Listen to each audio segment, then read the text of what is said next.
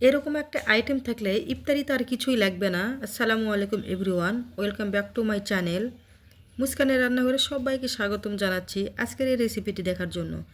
আজকের আয়োজনে আপনাদের জন্য নিয়ে এসেছি ইফতারের সবচেয়ে মজাদার আইটেম চিকেন রাইস। এটি ঝটপট তৈরি করা যায় আর খেতেও ভীষণ মজাদার হয়ে থাকে। তো আশা করছি আজকের এই রেসিপিটি সবার ভালো লাগবে, আর ভালো লাগলে বেশি বেশি লাইক, কমেন্ট আর শেয়ার করে দিবেন ফ্রেন্ডস অ্যান্ড ফ্যামিলিদের মাঝে। প্রথমে একটি ফ্রাই প্যানে দিয়ে দিলাম সয়াবিন তেল, তারপরে দিয়ে দিব একটি তেজপাতা, ছোট 2 পিস দারুচিনি, আর দিয়ে দেব 3 থেকে 4টি ছোট এলাচ। এবার এগুলোকে কয়েক সেকেন্ড নেড়ে চেড়ে ভেজে নিতে হবে।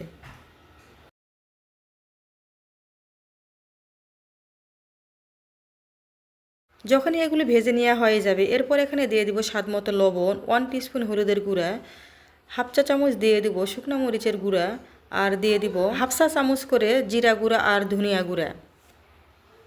চুলার আঁচ লো আছে রেখে এগুলো কয়েক সেকেন্ড নেড়ে চেড়ে ভেজে নিব। তারপরে এখানে দিয়ে দিব পরিমাণ মতো কিশমিশ, আর দিয়ে দিব 2 চা চামচ সয়া সস, আর দিয়ে দিব 2 টেবিল চামচ টমেটো সস। এবার এগুলোকে নেড়ে চেড়ে 1 মিনিটের মতো কষিয়ে নিব। তারপরে এখানে আমি দিয়ে দিব 1 কাপ মুরগির মাংস। এখানে আমি মুরগির বুকের মাংস ছোট ছোট পিস করে কেটে নিয়েছি, এই মাংসগুলোই দিয়ে দিব। এবার এই চিকেনগুলো ভালো করে কয়েক মিনিট মশলার সাথে ভেজে নিব। তারপরে এখানে আমি দিয়ে দিব হাফ চা চামচ গরম মশলার গুঁড়া। গরম মশলাগুলো চিকেনের সাথে ভালো করে মিশিয়ে নিয়ে ঢাকনা দিয়ে ঢেকে আমি রান্না করে নিব চিকেনগুলো সিদ্ধ হয়ে আসা পর্যন্ত। এ পর্যায়ে চুলার আঁচ লো টু মিডিয়ামের মাঝামাঝি রাখতে হবে, তাহলেই দেখবেন চিকেনগুলো খুব সুন্দরভাবে সিদ্ধ হয়ে এসেছে। এবার ঢাকনাটি উঠিয়ে একটু নেড়ে চেড়ে দিব। তারপরে এখানে আমি দিয়ে দিব গাজর। একটি বড় সাইজের গাজর আমি ছোট ছোট পিস করে কেটে নিয়েছিলাম, সেই গাজর এখানে আমি দিয়ে দিলাম। এরপরে দিয়ে দিব আমি পরিমাণ মতো মটরশুঁটি, অর্থাৎ হাফ কাপ পরিমাণ মটরশুঁটি আমি দিয়ে দিলাম।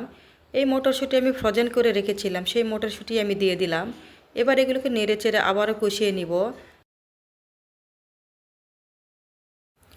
এবার ঢাকনাতে ঢেকে আমি 3 থেকে 4 মিনিটের মতো রান্না করে নিব। তারপরে ঢাকনাটি উঠানোর পরে আমি এগুলোকে নেড়ে চেড়ে আবারও ভালো করে কষিয়ে নিব। এ পর্যায়ে এসেও কিন্তু আমি কোনো রকম পানি ব্যবহার করিনি। চিকেন, গাজর আর মটরশুঁটি থেকে যে পানি বেরিয়ে এসেছে সেই পানিতেই আমি এই মাংসগুলো রান্না করে নিয়েছি।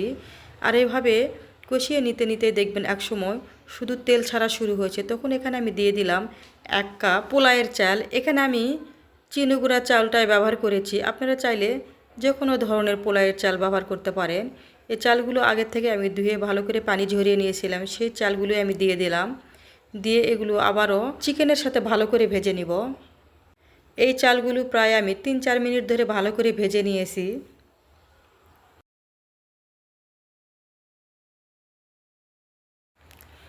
চালগুলো যখনই ভালো করে ভেজে নেওয়া হয়ে যাবে, তখন এখানে আমি দিয়ে দেব যে কাপ দিয়ে চাল মেপে দিয়েছিলাম ঠিক সেই কাপ দিয়ে 2 কাপ পানি। এবার এগুলোকে ভালো করে নেড়েচেড়ে মিশিয়ে নিব। তারপরে এখানে আমি দিয়ে দিব 3 থেকে 4টি কাঁচা মরিচ, আর দিয়ে দিব 1 চা চামচ চিনি।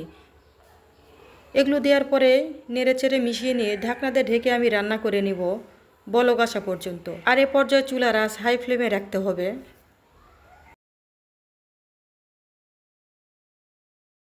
যখনই চিকেন রাইস থেকে ভালো মতো বলক উঠে আসবে, তখনই ঢাকনাটি উঠিয়ে নিয়ে নেড়েচেড়ে ভালো করে মিক্সড করে দিতে হবে। এরপর আবার ঢাকনাতে ঢেকে চুলার আঁচ লো আঁচে রেখে রান্না করে নিতে হবে।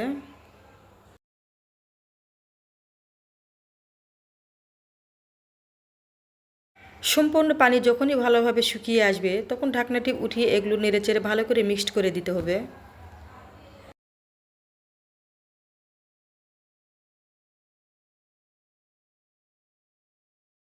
এবার দেখুন চিকেন রাইসগুলো যখন ভালো করে নেড়েচেড়ে মিক্সড করে নিয়ে হয়ে যাবে, তখন এখানে আমি দিয়ে দেবো 1 চা চামচ ঘি।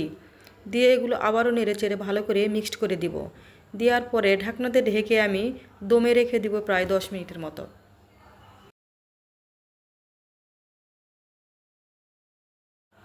10 মিনিট পরে দেখুন একদম পারফেক্টভাবে রেডি হয়ে গেছে চিকেন রাইস। আর রাইসগুলো এত বেশি ঝরঝরে হয়েছিল আর এত বেশি টেস্টি হয়েছিল, আপনারা তৈরি করে না খেলে বিশ্বাসই করতে পারবেন না। এরকম একটা চিকেন রাইস আইটেম লাঞ্চে অথবা বাচ্চাদের টিফিনের জন্য পারফেক্ট। কে কোথা থেকে দেখছেন আর রেসিপিটি কেমন লেগেছে অবশ্যই আমাকে কমেন্ট করে জানিয়ে দিবেন।